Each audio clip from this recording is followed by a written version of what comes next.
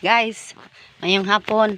So di ami karon diri sa farm ni Rebecca. Look at guys, ano nangyari? Oh, tingnan nyo guys oh.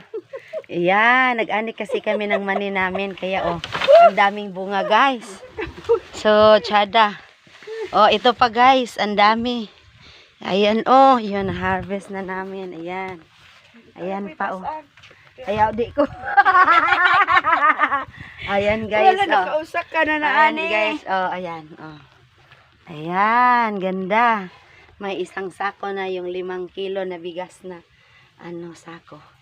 Ayan sa isang puno guys. Oh, tingnan nyo. Ang daming bunga. Ayan oh. Ang sarap sa pakiramdam yung Ito, isang puno lang. Oh. ayan oh. Ang sarap ng pakiramdam sa tanim no. Sa tanim na makikita mo yung mga bunga. Hindi pa kami tapos guys. Ayun, mayroon pa doon sa may lubi. Ayan yung na-harvestan na namin. Ay lubi. Lubi sa atin yun eh. Ayan guys. Ayan. Ayan, tingnan mo yung isa guys oh. Kain na naman. Ayan. Kaya po ng buslot.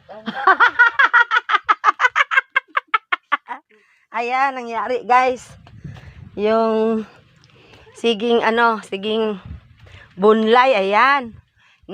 Butas na yung puwit ng mangga.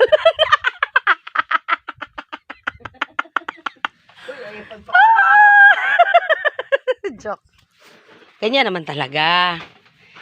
Pag Kalabasa. naglilinis. Ayan oh, yung kalabasa. Tsaka yung sitaw guys oh. Sitaw, hindi pa kami nakakuha ng okra.